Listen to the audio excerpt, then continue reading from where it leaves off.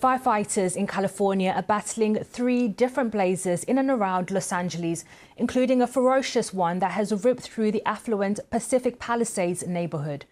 The Palisades, which is in the hills near Santa Monica in Los Angeles, at least 30,000 people have been forced to evacuate. The pink shaded area shows the limits of how far the fire has spread. You can see that it's in some areas. It's almost reached to the coast. It currently covers more than 2,900 acres. That's almost 12 square kilometers and stretches down from mountainous areas to the beach city of Santa Monica. These here are live pictures from Los Angeles, where over the past few hours we've seen burning cars and destroyed buildings as the fire swept through.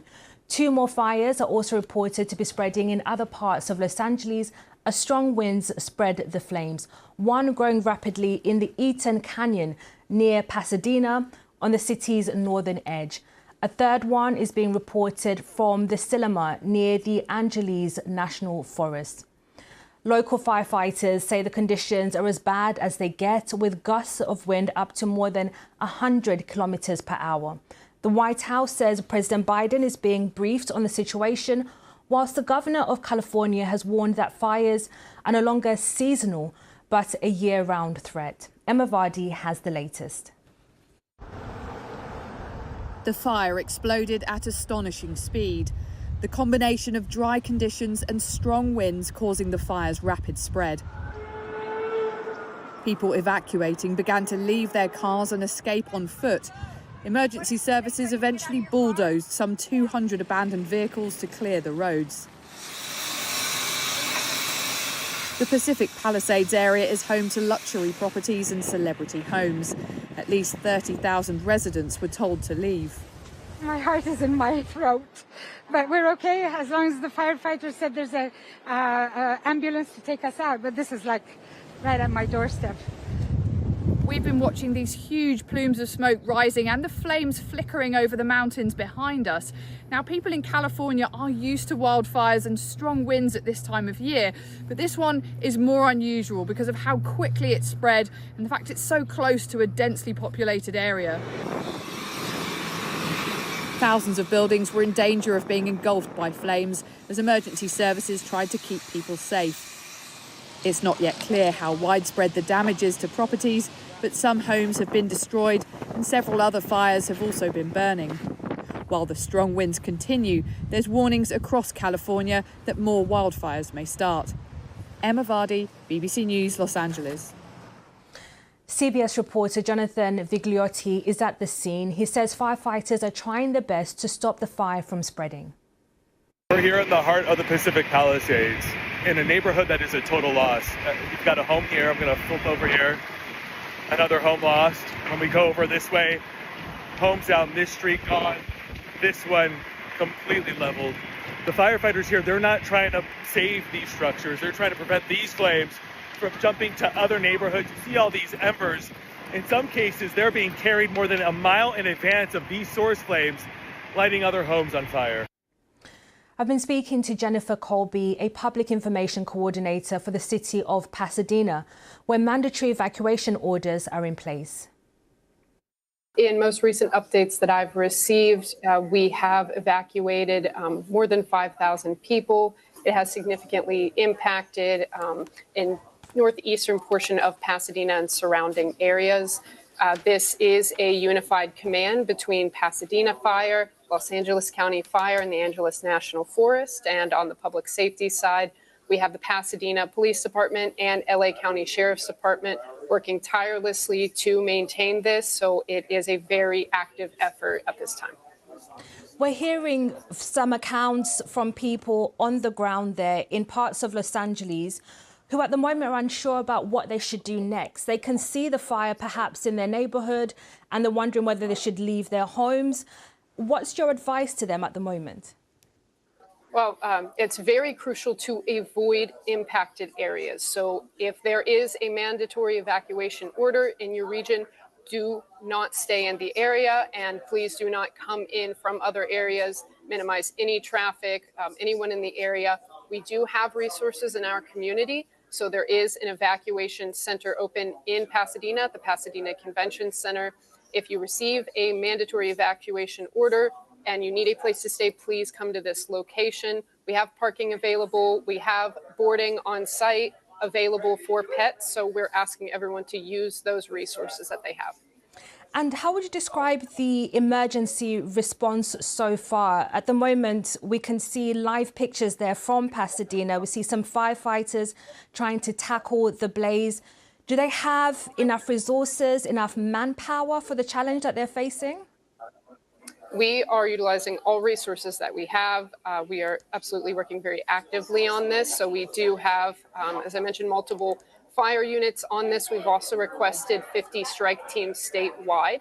And so we're putting all efforts in to make sure we address this as quickly and as effectively as we can.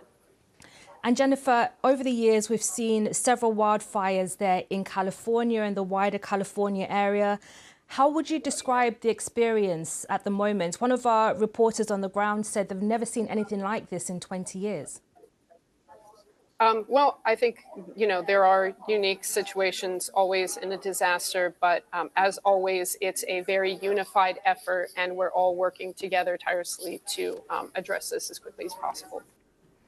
Well, let's hear now from our reporter, from CBS reporter Nicole Comstock, who's in Pasadena as well. This is just a really heartbreaking example of how blowing embers from a wildfire can absolutely destroy a neighborhood. We're on Del Rey at the corner of Woodland here in Pasadena. When we first got here about maybe 35-40 minutes ago, this home was completely destroyed. Now you can see across Woodland here, there's another home that has caught fire. That's black smoke billowing off the top of it, so we know that's a structure burning and that those are homes right here. This wind is kind of blowing in all directions. Right now you see these embers going to the south of us here, but it's also blowing to the west and the east. We also have this condo complex that caught fire because embers from the home behind us were blowing in the wind across the street here. And now there's at least two of these big buildings here that are on fire.